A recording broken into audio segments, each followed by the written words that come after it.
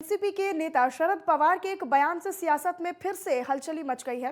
दरअसल अमूमन टिप्पणियों से बचने वाले शरद पवार ने कहा है कि राज्य के पूर्व गृह मंत्री यानी कि अनिल देशमुख को जेल की सजा होने का घंटे घंटे का हिसाब वसूला जाएगा। अनिल देशमुख के बारे में एनसीपी सुप्रीमो यानी शरद पवार ने कहा कि उन्हें बिना किसी सबूत के जेल में रखा जा रहा है। जिस शख्स यानी परमबीर सिंह ने आरोप लगाया वो खुद फरार चल रहे हैं।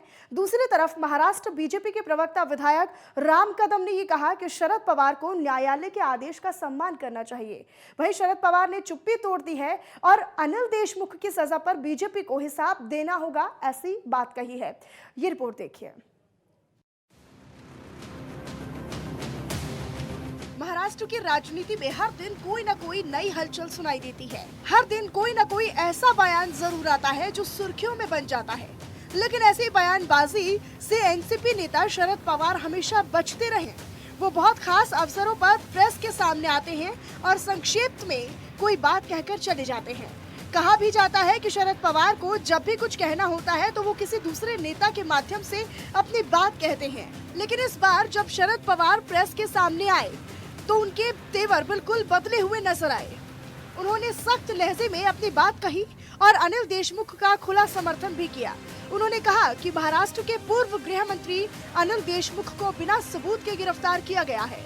उन्होंने ये भी कहा कि एनसीपी हो, कांग्रेस हो या फिर शिवसेना, हमारे सभी सहयोगियों को कई सरकारी एजेंसियों द्वारा गलत इस्तेमाल कर परेशान किया जा रहा है। अनिल देशमुख को जेल में डाल दिया गया है और परमबीर सिंह फरार चल रहे हैं। अनिल देशमुख की गिरफ्तारी का जवाब केंद्र सरकार को देना ही होगा।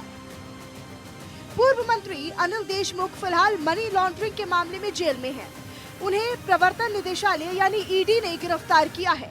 इसी बीच शरद पवार ने राजनीति में बीजेपी के विकल्प को लेकर भी बात की। उन्होंने बुधवार को ये कहा कि अगले आम चुनाव में संभावित बीजेपी विरोधी गठबंधन का नेतृत्व कौन करेगा, ये कोई मुद्दा नहीं है और लोगों को उनकी इच्छा अनुसार राजनीतिक विकल्प देने की जरूरत है।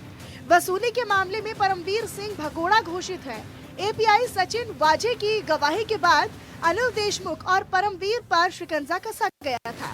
एंटीलिया मामले की जांच पड़ताल में कई बातें सामने आई थी। जांच में ये सामने आया था कि तत्कालीन पुलिस कमिश्नर रहे परमबीर सिंह के इशारों पर वसूली रैकेट चलता रहा, जिसके तार कहीं न कहीं अनिल देशमुख से जुड़ते रहे हैं।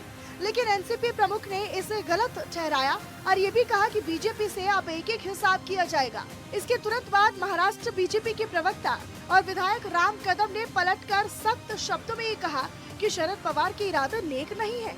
वे फिर से अशोक देशमुख को गृह मंत्री के पद पर बिठाना चाहते हैं। बेहतर होता यदि शरद पवार न्यायपालिका और जांच प्रक्रिया पर विश्वास जताते। वे आरोप प्रत्यारोप की राजनीति में उतर आए हैं। महाराष्ट्र सरकार के पूर्व गृह मंत्री अब वर्तमान में जेल के सलाखों के पीछे है।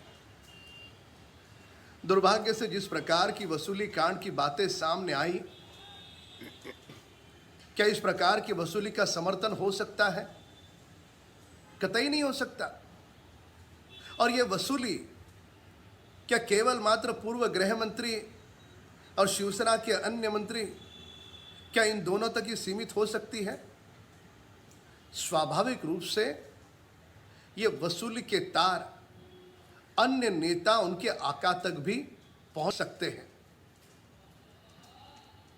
राष्ट्रवादी के नेता शरद पवार जी जांच पर तथा न्यायपालिका पर विश्वास जताते, पर खैर वे आरोप प्रत्यारोप और कटाक्ष की राजनीति में उलझ रहे हैं।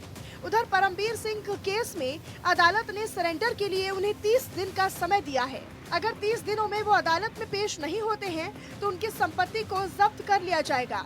बताते चले कि सचिन वाजे ने जब वसूली कांड में परमबीर सिंह की तरफ इशारा किया तो परमबीर सिंह ने कहा कि वसूली कांड अनिल देशमुख के इशारों पर होता था। परमबीर सिंह के इस बड़े खुलासे के बाद बीजेपी की तरफ से दबाव बढ़ा और अनिल देशमुख को इस्तीफा देना पड़ा। Bureau report, network 10।